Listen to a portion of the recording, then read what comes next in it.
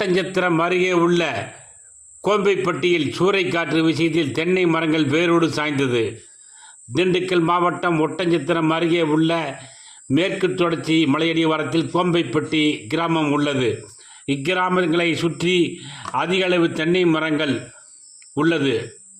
இன்று மாலை பயங்கர சூறைக்காற்று வீசியதில் அந்த பகுதியில் விவசாய நிலங்கள் இருந்த 5க்கும் மேற்பட்ட தென்னை மரங்கள் வேரோடு சாய்ந்தது. இது குறித்து கோம்பைப்பட்டியைச் சேர்ந்த விவசாயி துரைசாமியிடம் கேட்டபோது கூறியதாவது: எங்கள் பகுதியில் மாலையில் லேசான மலைத்தூறல் வந்தது. அப்போது திடீரென்று பயங்கர சூறாவளி காற்று வீசியதில் தென்னை மரங்கள் வேரோடு சாய்ந்தது.